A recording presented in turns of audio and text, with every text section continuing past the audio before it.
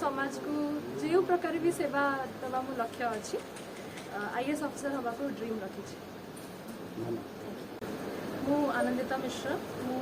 बक्सी जगबंधु स्वयं शासित महाविद्यालय छात्री द्वितीय वर्ष छात्री। आमको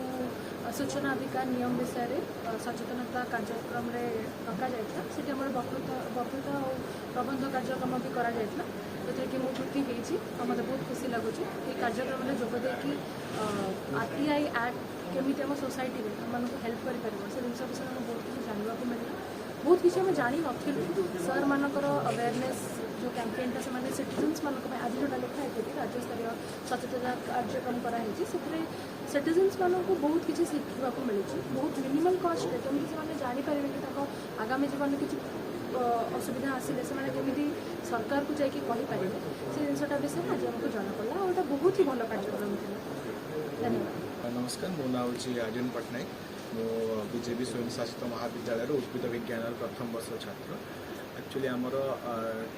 20 तारीख दिन आमर गोटे कंपिटिशन होता जोटा कि राज्य दक्षता विकास कार्यक्रम अंडर आमको से गोटे टपिक दिखाई वक्तृतार जे आमर जो सुओ मोटो डिस्क्लोजर बा स्वतः संज्ञान सेटा आमर आईटी धारा ठारू अधिक प्रभावशाली कि से रिप्लेस कर कि ना आम से निजर ओपिनियन को से बखाणी तार जहाँ रिजल्ट जहाँ उपक्रम तापर जहाँ रिजल्ट आसते से आमको सम्मानित कराई। आपण माध्यम कहवाक चाहिए जे भारत हूँ गोटे गणतांत्रिक राष्ट्र आमर आम समस्त अधिकार अच्छे जे आम मानक जो मैंने शासन कर शासन कौन मूल मंत्र बा शासन पक्षरे कौन चलती जानवर अधिकार समस्त अच्छे मैंने डेमोक्रासी नियम ही से लोक मान द्वारा लोक लोक जेहेतु ये शासन लोक मान प्रत्येक अधिकार रही आम